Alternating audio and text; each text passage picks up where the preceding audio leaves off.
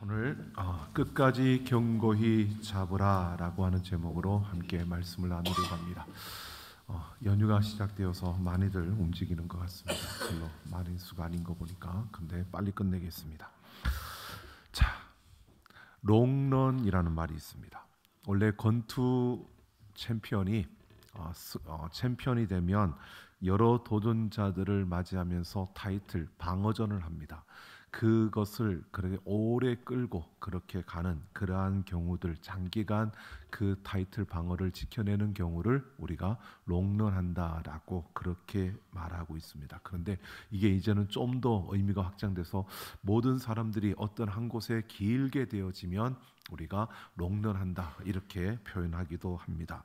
여러분, 우리가 믿음을 지키는 일에 믿음으로 살아가는 우리의 걸음에 여러분 롱런하기를 소망합니다. 오래도록 그것을 지켜가는 그 걸음을 우리가 걸어가기를 원합니다.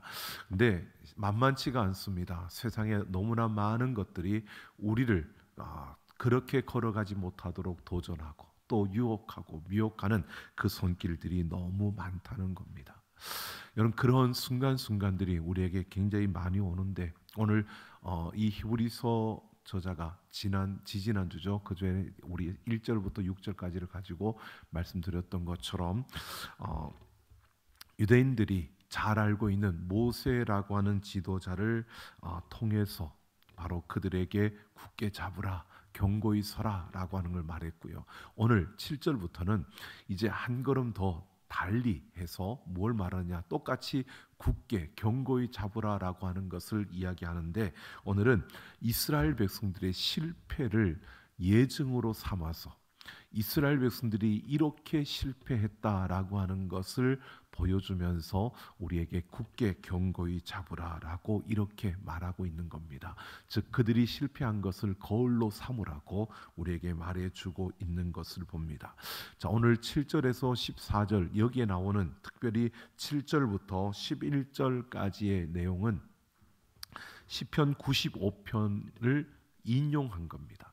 시편 95편에 있는 그 내용을 인용했는데 여러분, 시편은 왕정 시대에 쓰여진, 그러니까 다윗과 솔로몬 그리고 모세, 아삽, 보통 그 시편 저자들을 보면 그러한 아비멜렉 이런 사람들이 그 저자인 것을 보면 그 왕정 시대, 그 시대에 쓰여진 시들인데 특별히 이 시를 누구의 시다라고 밝히지 않고요. 오늘 7절을 보면 성령의 이르신 바와 같이라고 이렇게 말하고 있습니다. 이것은 성령의 감동으로 쓰여진 것이다라고 이렇게 말하고 있는 것입니다.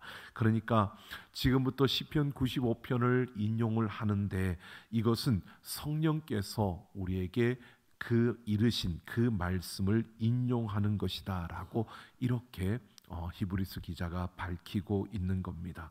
그러면서 오늘 너희가 그 음성을 듣거든이라고 이렇게 말합니다.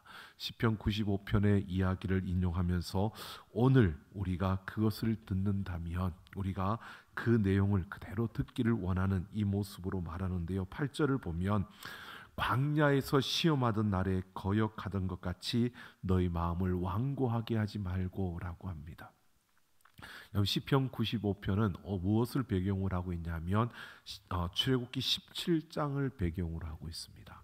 출애굽기 17장에 어떤 이야기가 나오느냐 하면 오늘 너희는 시편 95편에 보면 이렇게 무리바와 광야 마사에서 지냈던 날과 같이 마음을 완악하게 하지 말라라고 이렇게 말합니다.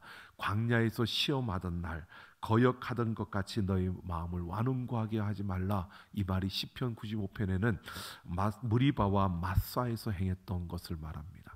여러분, 무리바와 마사는 출애굽기 17장에 보면 그 르비딤이라는 곳에 이르렀을 때 그들에게 물이 없어서 가란 그들이 하나님 앞에 불평을 하는 이러한 모습, 그 사건을 가지고 지금 이야기를 하고 있는 겁니다. 그들을 마음을 완악하게 했고 그리고 시험하고 조사했다라고 하는 이러한 말씀을 보면 그들은 시험하고 증험하고 이러한 단어들을 가지고 이야기하고 있는 것을 보면 그들은 하나님과 다른 그러한 생각, 다른 방식, 다른 마음을 가지고 있었다는 것입니다. 즉 하나님을 향한 불신앙의 모습을 말해주는 건데요. 이것은 우리에게 이렇게 말해주고 있는 겁니다. 그들이 하나님의 길을 알지 못했다는 겁니다. 하나님의 길을 알지 못했다라고 하는 것은 그들이 하나님을 모르는 게 아니라 아는데 하나님 한 분만으로 만족하지 못했다는 겁니다. 모양은 똑같이 하나님을 믿는 모양이었습니다. 하지만 하나님의 길과 하나님이 하시는 일에 대해서 그들은 불만이 있었던 겁니다. 조금 이렇게 넘어갈 수도 있지, 조금 이렇게 해줄 수도 있지, 조금 이렇게 해주면 더 좋지, 하나님이 이렇게 하면 되는데 왜 안 해주고 이렇게 힘들게 이렇게 고통스럽게 하는 건지 도저히 하나님이 하시는 일이 이해가 안 되고 하나님이 하시는 일을 내가 받아들일 수 없고 그냥 고쳐주시면 되는데 왜 안 고쳐주고 이렇게 고통스럽게 만들고 내가 하나님을 섬기지 않는 것도 아닌데 그냥 풍성하게 주시면 되는데 그것도 주시지 않고 하나님 참 너무 이상하게 인생을 꼬고 까베기처럼 이렇게 꼬아간다라고 이렇게 생각을 하는 겁니다. 그러니까 그 하나님 한 분만으로 만족할 수 없고 그 하나님이 하시는 일들에 대해서 불만이 많은 겁니다. 여러분 우리가 생각해 보면 이런 거죠. 여러분 우리의 모습 속에서 그럴 수 있습니다. 여러분 세상이 돌아가는 일들, 많은 일들을 쳐다보면 참 안타까울 때가 너무 많습니다. 힘들 때도 많고요. 이 세상이 돌아가는데 못 꺼서 지금 그러고 있는 것 같습니다. 자, 세상이 돌아가는데 정말 이해할 수 없는 일들이 많이 일어나거든요. 지금 우리나라의 모습들이 그러하지 않습니까? 근데 이걸 가지고 또 이게 맞니 저게 맞니 그리고 싸우고 그러면서 막 이야기하는 여러분 카톡방에 보면 어떤 카톡 이렇게 단체방에 보면은 뭘 딱 올리면 누가 그런 거 올리냐 그러고 또 그거 올리면 또 이걸 올리고 막 그러면서 서로 막 그 보수 진보 쪽에 있는 분들이 막 서로 하는 모습들이 계속 빠져나오는데 계속 잡아 또 들이니까 어떨 때는 그냥 때려 부수고 싶을 정도로. 근데 참 안타까운 것이요. 좀 죄송합니다. 목사님들도 참 그러고 있는 걸 보면 제가 이게 정말 우리나라가 정말 회개할 것이 너무 많다. 여러분 그러지 마십시오. 그리스도인이라면 여러분 보수 진보 따지는 거는 그거 따지는 그리스도인은 조금 문제가 있는 겁니다. 이 지금 이스라엘 백성들처럼 이 예를 보셔야 됩니다. 하나님이 우선이지 않고요. 자기 생각이, 자기 사상이, 자기 이념이 우선인 분들의 모습입니다. 우리의 사상과 우리 이념보다 우선이 하나님 말씀인 줄로 믿습니다. 우리가 이것을 놓치면 이런 모습이 되고 마는 겁니다. 지금 이스라엘 백성들의 모습이 그러한 겁니다. 여러분 이스라엘 백성들의 광야 이들의 생활을 한번 생각해 보십시오. 매일 아침에 눈 뜬 때마다 여러분 어떨까요? 만나가 내리죠. 우리는 그렇게 생각하니까 얼마나 좋습니까? 그냥 눈을 뜨면 먹을 게 그냥 아침마다 내려지고 그거 가서 조금 걷어다가 하루 먹으면 되고 하루 먹고 살고 또 그렇게 지내면 참 좋을 것 같다. 여러분 이렇게 생각하시는 분 혹시 계시나요? 광야 생활 한번 해보십시오. 우리가 현실적으로 생각하셔야 됩니다. 아침에 눈을 뜨면 이들은 끔찍했을 겁니다. 왜? 광야 그 벌판에 그 사막에 여러분 정갈이 있고 불뱀이 있고 여러분 우리는 이 뒤에 수락산이라는 아름다운 산이 있고 저쪽으로 보면 도봉산이 보이고 그 수락산 넘어 뒤쪽으로 보면 또 불암산도 보이고 얼마나 보기 좋습니까? 그러니까 참 좋은 곳이죠. 근데 여러분 광야에서 눈을 뜨면 뭐가 보일까요? 그냥 지평선만 보입니다. 아무것도 볼 게 없습니다. 구경할 게 없습니다. 해가 떠오르면 이건 너무 뜨거운데 어떡하지? 어디 피할 여러분 해가 떠오르면 피할 그늘도 없는데 이 뜨거운 태양빛에 우리가 어떻게 지내지? 그걸 걱정해야 되고요. 해가 지면 추워지니까 이 추위를 어떻게 모면할 수 있을까? 이걸 걱정해야 되는 그 광야입니다.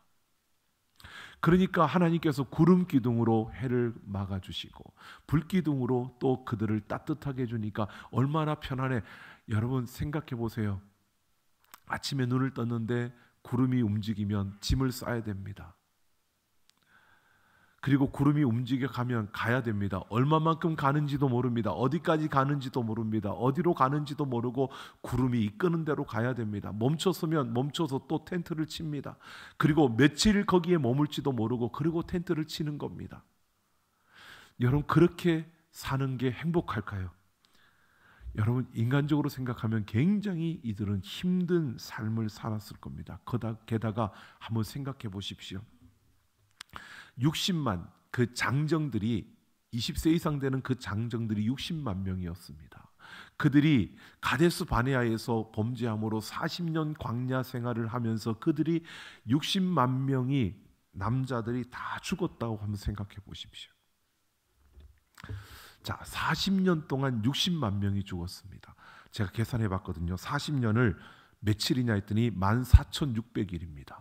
14,600일 동안에 60만 명이 죽었다고 계산하니까 그냥 산술적으로 보면 매일 40명이 죽는 겁니다. 여러분, 같이 가는데 같이 공동체 속에 매일 40명이 죽으니까 죄송합니다. 매일 장사 지내야 되는 겁니다. 이게 광야의 생활이었어요. 그러니까 이스라엘 백성들의 광야 생활 40년이 여러분, 그렇게 행복한 생활이라고 볼 수 없는 게 그냥 우리가 그런 생활을 한다고 생각하면 정말 끔찍하다는 생각이 들지 않습니까? 그렇게 하루하루를 살아내야 하는 것이 그 광야였습니다.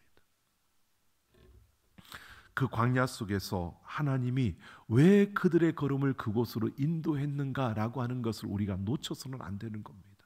그러니까 이 광야를 살아가는 것, 매일 만나를 먹고 살아가는 것, 매일 구름을 따라서 구름 기둥을 따라서 움직여가는 것, 여기에 내 삶만 보면은 그냥 이 광야는 진짜 사람 살기가 어려운 겁니다. 하나님 해도 너무한 겁니다. 그런데 이들이 왜 그 생활을 하고 있습니까? 하나님을 신뢰하지 못하고 불신했기 때문에 하나님 한 분으로 만족하고 그 하나님을 신뢰하며 그 하나님으로 기뻐하는 자들이 되어야 하는데 그러지 못하고 불평하고 원망하고 그 하나님을 불신했기 때문에 지금 그 생활로 들어간 겁니다.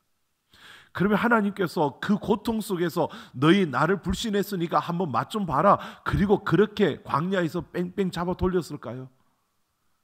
아니요. 하나님을 신뢰하라고, 하나님을 신뢰하는 자리로 돌아오라고, 하나님을 온전히 붙들고 그 하나님께 소망을 두고 그 하나님 앞에 서라고 이 백성들을 그렇게 돌리고 있는 겁니다. 여러분, 우리가 한번 생각해 보세요. 여러분 자녀들이 뭔가 잘못해서 이 자녀에게 좀 벌칙을 줬다. 그런데 그 벌칙이 우리 자녀를 조금 힘들게 하는 거다. 그럼 그 벌칙을 주는 이유는 그 자녀가 잘못된 걸음을 바로 잡아서 바로 되게 하기 위해서 벌칙을 주는 거죠. 그러지 않은 계모가 계신가 본데. 그런데 여러분, 그 자녀가 그 벌칙을 하면서 고통스러워하고 아파하면 여러분, 엄마는 그보다 더 아픈 겁니다. 죄송합니다. 엄마는 그보다 더 아플 수밖에 없어요. 그게 엄마의 마음이에요. 여러분, 그 백성들이 광야 그 길을 걸으며 고통스러워하고 아파하고 그들이 힘들어할 때 누구보다 아파하신 분이 하나님이세요. 그런데 왜 그대로 두느냐? 그들을 그 과정을 통해서 하나님을 신뢰하고 그 하나님을 붙들고 그 하나님만으로 만족하는 그러한 백성들로 만들어 가기 위해서 그들에게 하나님의 은혜로 살 수밖에 없고 하나님의 은혜만이 우리에게 필요하고 하나님의 은혜만 있으면 된다라는 이 고백을 하게 만들기 위해서 하나님은 그 광야로 그들을 몰아가고 있는 겁니다. 그래서 하나님은 매일 만나를 내려주시면서 그들의 걸음을 인도하시는 겁니다. 아마도 세상의 입장, 우리 인간적인 생각으로 보면 그럴 겁니다. 하나님 그냥 가나안 땅으로 들여보내주지 왜 광야로 몰아치면서 거기다가 매일 만나 내려준다고 하나님 병 주고 약 주냐고 이렇게 우리는 생각할 겁니다. 아니요. 그런 과정을 통해서 하나님의 은혜 아니면 우리는 정말 살 수 없고 이 은혜로만 살아갈 수밖에 없는 인생, 그 하나님 한 분으로 내가 만족해야 되는데 내가 그러지 못한 인생이라고 내 자신의 모습을 깨닫고 그 하나님의 은혜를 붙들고 그 하나님을 꽉 잡으라고 이 광야의 생활을 이어가고 있는 겁니다. 여러분, 그렇게 하나님께서 이끌어 가는데요, 여러분 보십시오. 이들의 모습은, 르비딤에서 불평하고 원망하는 이 모습은요, 다른 것이 아닙니다. 그들이 하나님을 신뢰하지 못한 그 모습 그대로인 겁니다. 왜 그럴까요? 여러분, 잠언 18장 13절을 보면 사연을 듣기 전에 대답하는 자는 미련하여 욕을 당하느니라 라고 합니다. 그러니까 어떤 사연을 듣기 전에 추측을 하는 겁니다. 어떤 사실을 확인하기 전에 우리가 먼저 생각하는 겁니다. 여러분, 우리가 한번 생각해 보세요. 우리가 앞으로 어떤 일이 일어날 거야 생각하고 생각하는 것을 여러분 그대로 일어난 것들이 얼마나 되는지 아십니까? 2%도 안 됩니다. 우리가 생각하는 것은 잘 안 맞습니다. 왜? 여러분, 우리는 부패한 심령이기 때문에 우리가 생각하는 것은 다 그렇게 부패한 것일 수밖에 없는 겁니다. 그나마 여러분 기도하면서 하나님의 은혜를 구하면서 하나님을 붙들고 하나님의 지혜를 구하고 하나님 말씀 속에서 뭔가를 생각하면 그게 맞아져요. 그런데 우리의 생각과 우리의 경험과 우리의 지식을 가지고 우리가 뭔가 추측하고 뭔가 생각해 보세요. 그게 그렇게 되나? 안 돼요. 어제도 장례를 치르고 오다가 이렇게 보니까 저 십담지 쪽에 그 명당 자리 있잖아요. 거기에 줄을 쫙 서셨더라고요. 그분들은 뭔가가 꿈을 꾸면서 거기에 섰을 텐데, 여러분, 우리가 생각해 보면 우리의 생각 속에서 참 이런 부분들이죠. 우리가 생각하면, 우리가 상상하면, 우리가 추측하면 그거는 부정적일 수밖에 없는데 안 되는 건데 섣부른 판단을 한다는 겁니다. 우리의 뭔가를 가지고, 내가 가진 지식 가지고 뭔가를 자꾸 판단하려고 한다는 것입니다. 이스라엘 백성들의 모습이 그거예요.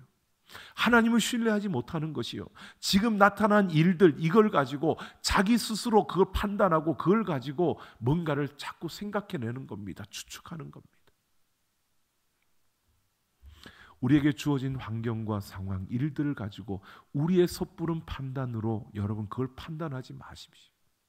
그거는 결국 우리가 하나님을 신뢰하지 못한 우리의 모습 속에서요, 점점 하나님으로부터 멀어지는 그 걸음을 걸을 수밖에 없습니다. 잠언 29장 20절을 보면 내 말이 조급하여 사람을 보느냐, 그보다 미련한 자에게 오히려 희망이 있다라고 말합니다. 미련한 자보다, 여러분, 조급한 자보다 미련한 자가 더 희망이 있다고 말합니다. 여러분, 이들은 미련했을 뿐만 아니라 조급했습니다. 그러니까 우리가 똑같아요. 어떤 일들이 일어나면 사람이 조급해져요. 그러니까 이 조급함은 미련한 것보다 더하다는 겁니다. 여러분, 우리가 조급해지면 생각이 넓어지는 게 아니라 생각이 좁아집니다. 시야가 좁아지는 거예요. 다양한 것을 보지 못하고 그냥 좁은 것만 보게 되는 겁니다. 조급하게 뭔가를 보기 시작하면, 조급한 가운데 우리가 쪼들리기 시작하면 우리의 삶은요, 그만큼 독선적이 될 수밖에 없고 우리 삶은 바른 것을 보지 못하고 의로운 것을 보지 못하게 되는 이러한 모습이 되고 만다는 것입니다.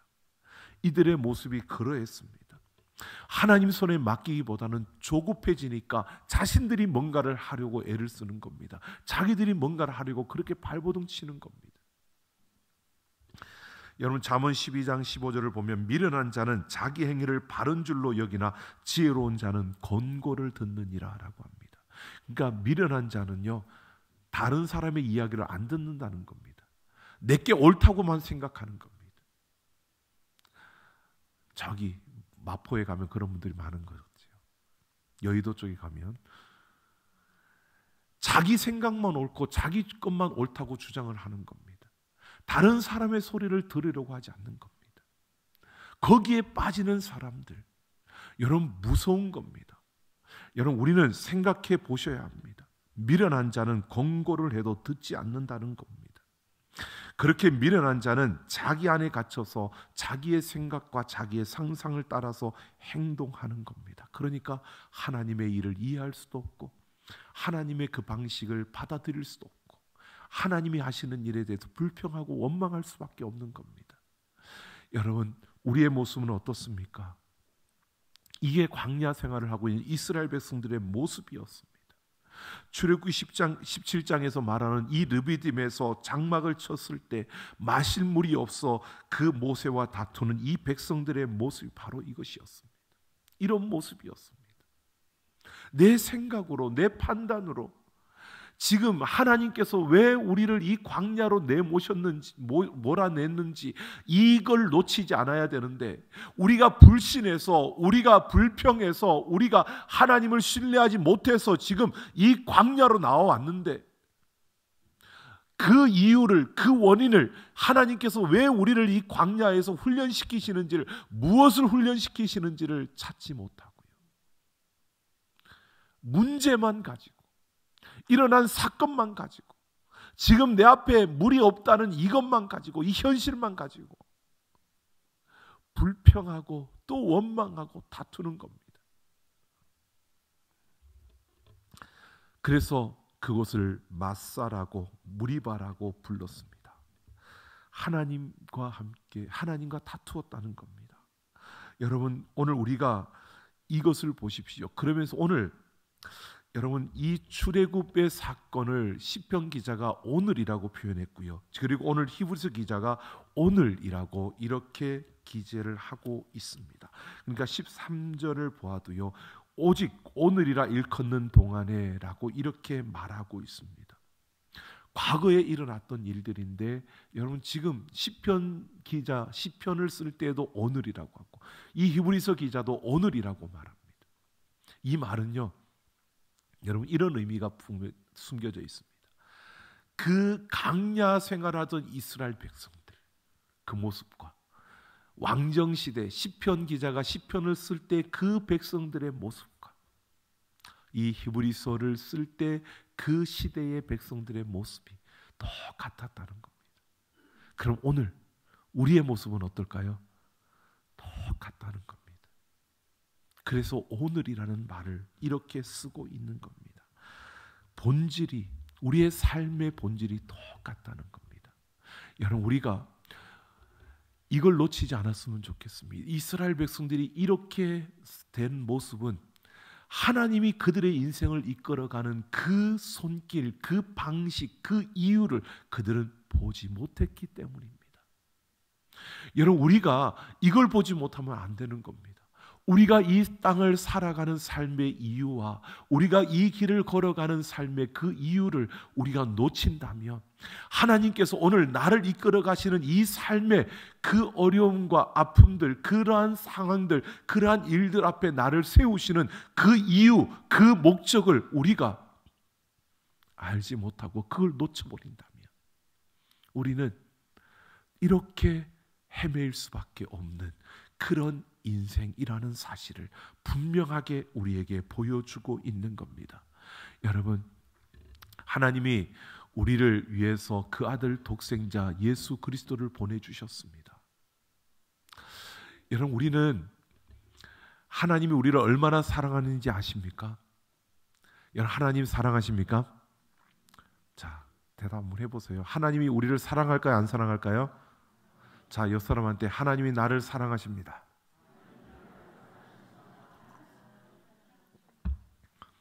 하나님이 나를 사랑하시는 것 아시죠? 맞습니다. 근데 얼마만큼 나를 사랑할까요? 예, 우리 애들처럼 하늘만큼 땅만큼. 여러분, 진짜 제가 여러분한테 정말 하나님이 나를 얼마만큼 사랑할까를 여러분 생각해 보셔야 됩니다. 나를 얼마만큼 사랑하는지. 우리가 쉽게 말하는, 가장 말하는 것이 그 아들 독생자 예수 그리스도를 나를 대신해서 내어줄 만큼, 나를 살리기 위해서 그 예수를 십자가에 죽게 할 만큼 나를 사랑한다는 겁니다. 여러분, 그 사랑 느껴지십니까? 이렇게 한번 보십시오. 여러분에게 여러분 자녀가 있잖아요. 하나 있는 자녀 좀 말고요. 여러분 자녀가 몇 명이 있는데 그 자녀가 많더라도요. 그 자녀를 다른 사람을 살리기 위해서 내어줄 수 있을까요? 내어줄 수 있습니까? 못 내어주잖아요. 여러분, 그 자녀를 내어줄 만큼 사랑한다는 게 얼마나 큰 사랑인가를 여러분 느끼셔야 됩니다. 이 사랑의 깊이를 우리가 알아야 됩니다. 그런데 좀 죄송하지만 저도 잘 모르겠어요. 아니, 저도 지금 알아가고 있는 중인 것 같아요. 조금 알 수 있는 게, 정말 저를 양자로 보내고 이렇게 했을 때 처음에 저는 굉장히 원망했거든요. 저를 보낸 그 부모님들이. 근데 이제 제가 나이가 좀 들었는지 좀 먹다 보니까 참 얼마나 아프셨을까, 얼마나 힘드셨을까. 나를 사랑하지 않아서 보낸 건 아닐 텐데, 그죠? 답이 없어도 저는 그렇게 믿습니다. 나를 사랑하지 않아서 보낸 건 아닐 텐데, 그런데 얼마나 그 생명을 구원하는 것을 얼마나 간절히 원했으면, 얼마나 그걸 절실하게 바랬으면 그 아들을 그렇게 보내야 했을까. 여러분, 그 사랑을요, 조금 하나님 닮은 조그만 사랑인 것 같아요. 근데 하나님의 사랑은 나를 살리기 위해서 그 아들을 그냥 기꺼이 내어주신 겁니다. 그 사랑의 깊이를 여러분, 이론적으로는 저도 알고 있습니다. 그 사랑을 어느 정도는 알고 있습니다. 그런데 난 그 사랑을 다 안다고 말할 수가 없습니다. 나는 내 딸들을 내어줄 수가 없거든요. 누구를 살리기 위해서 내 딸들을 내어달라 그러면 난 못 줄 것 같거든요. 여러분, 하나님 우리를 그렇게 사랑하신 겁니다. 그 사랑이 우리를 붙들고 있습니다. 여러분, 조금 어려운 일 만나는 거, 그 일이 힘들게 여겨질 때요, 이 아버지의 사랑을 한번 생각해 보세요. 이렇게 나를 사랑하신 그 하나님이 왜 나를 이 어려운 가운데 두셨을까? 이렇게까지 나를 사랑하신 하나님이 나를 왜 이 힘든 가운데 두셨을까? 이렇게까지 나를 사랑하신 그 하나님이 왜 이 어려움 앞에 나를 두셨을까? 여러분, 그렇게 현실에서 그 문제만 보지 마시고요, 그 사랑 앞에서 그 사랑을 붙들고 여러분, 우리의 문제들을 한번 보십시오. 왜 하나님이 나를 거기에 두셨을까? 지금 이스라엘 백성들이 그렇게 했다면 불평이 나올 리가 없습니다.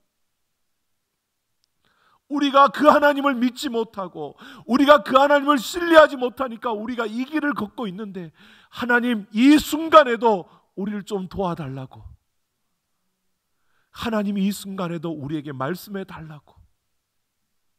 그들은 불평이 아니라 오히려 하나님을 붙들고 도와달라고, 하나님의 은혜 아니고서는 우리가 살 수 없다고, 하나님이 은혜를 베풀어 주셔야 우리가 이 광야를 건너갈 수 있다고. 여러분, 그렇게 그들은 외쳤을 겁니다. 그런데 왜 이 광야를 걸어야 되는지를 잊어버리고, 그걸 놓쳐버리고 그냥 불평하고 원망하고 있는 겁니다. 여러분, 오늘 우리가 이렇게 걸어갔으면 좋겠습니다. 오늘 14절 말씀, 우리 다시 한번 14절 같이 한번 읽어볼까요? 시작.